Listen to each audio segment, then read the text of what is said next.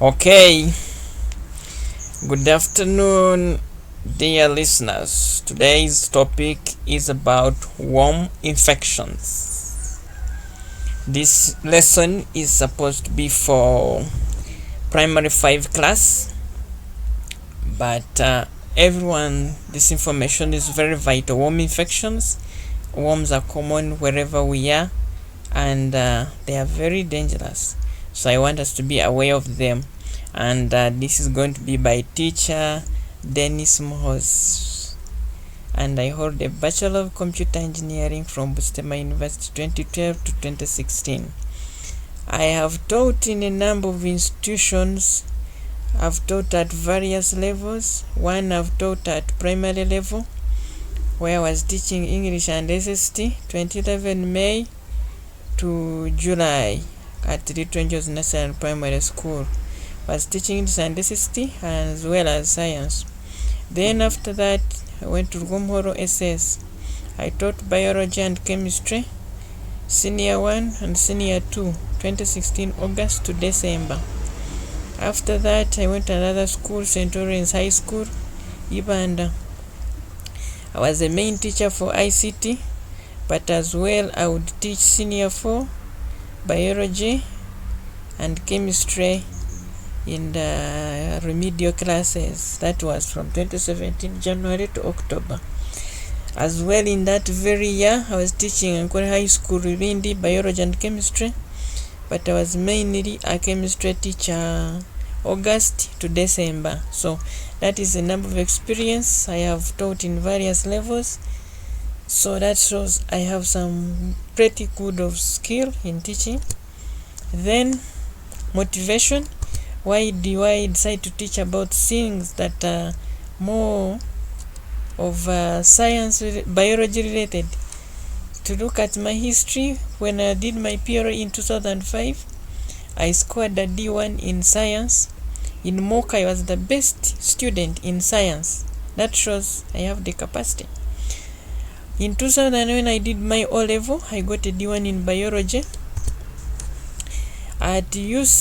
At the advanced level, when in 2011 when I did my USCE, I had a D2 in paper 1 biology, a C3 in paper 2, and then a 5 in practical paper.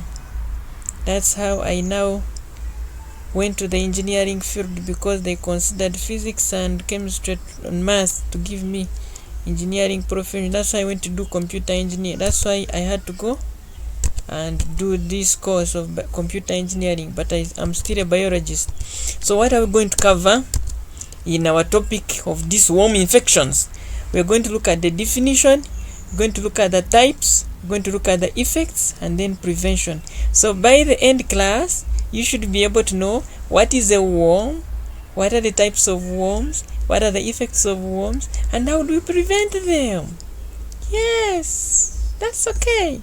So now we go straight to our content. So I prepared this lesson Friday 29th of, but now we are delivering it today. And we are looking at worm infections. Worm infections. We are moving. Worms are parasites which affect the intestines. It's simple. Worms are parasites which affect intestines. Very simple. What are parasites? Because we talked about parasites. Parasites are living things which depend on other living things for food, causing harm to them. That's a parasite. So if somebody is depending on you for food and is harming you, he's called a parasite. That's what we know as parasites. So some worms feed on digested food, some worms feed on blood. So a host is a living thing on which a parasite depends. So students, if you have a pupil who always gets food items from you, and when your food is gone and you starve, it doesn't help. That's a parasite. Yes, so you can use that to memorize. When somebody is depending on you, you can say, you parasite. That will help you to memorize that. When I was doing my P7, there is this thing, what do we call animals that crawl on land? Those animals are called reptiles. So I used to call, when I see my fellow pupils walking slowly, I used to say, you reptiles. Meaning they are crawling the way they are walking. Now when I reached UNEB 2005, there was this question, what do we call animals that crawl on land? Guess what? I just had to write it immediately because it was already in my brain. So you can be knowing that a parasite is a living thing which depends on other living things for food, causing harm to them. And a host is a living thing on which a parasite depends. So if you have somebody who always asks you for food every day, you are a host. He's depending on you for food.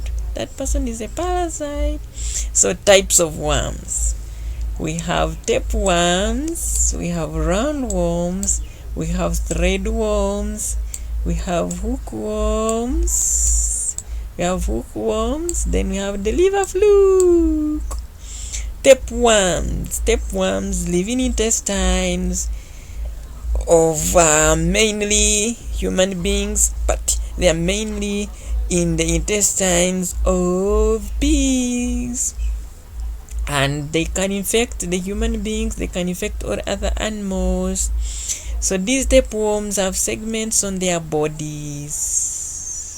So the parts on the tapeworms are called segments. I think we know the parts of an insect. Insect has 3 parts. So those parts, the segments, here also the tapeworm has segments. How can one get tapeworms? Through eating half-cooked meat. Those who eat pork are very vulnerable. Pork and any kind of meat. Okay, sorry, this is MA, not ME. This is MA, meat. So the meat can be of a pig, which is pork, or beef, because all those can be infested with tapeworms. Now let's see the parts of a tapeworm. We are seeing from the beginning, these are the segments, the individual parts of the body. Then we see the head, which is called the scolex. Now, these segments, what is that scolex made of? The head, the head of a tapeworm is called a scolex. Hooks, we see the hooks. Those are the ones which were it used to attach on the wall of the intestines. Then the suckers, these are the ones that suck blood. Signs of tapeworms, we have diarrhea. The moment you begin passing out waterless stool, you know you have tapeworms. Itching on the skin, you begin scratching yourself.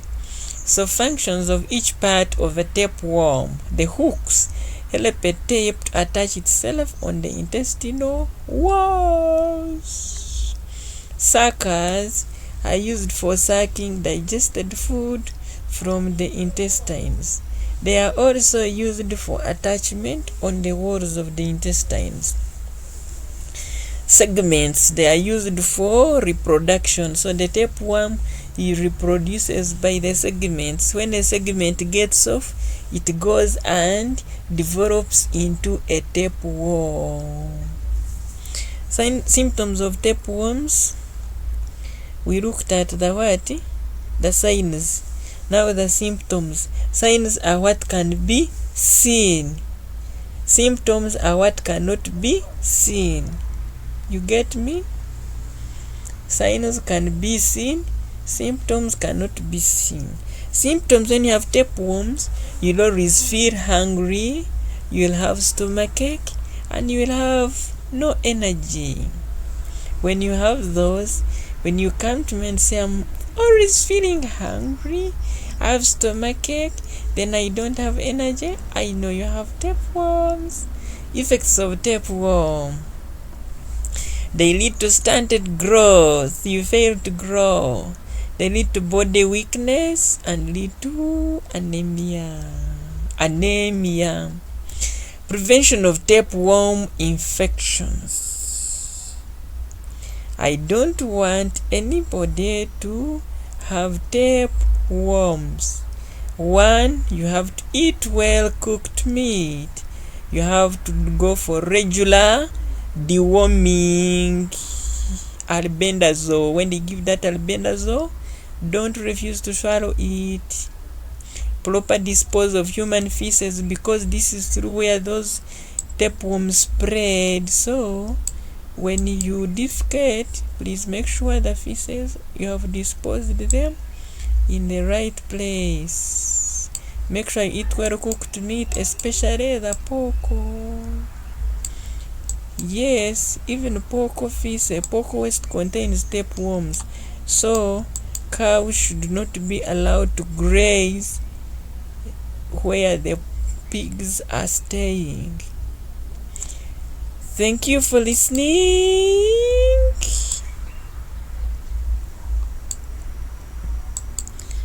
Thank you for listening. Thank you for listening. And you can subscribe to my channel, or you can go to Google Play Store and you type in Moz Dennis.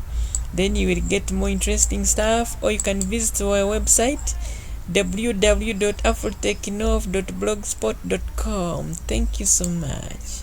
I love you. You are the best.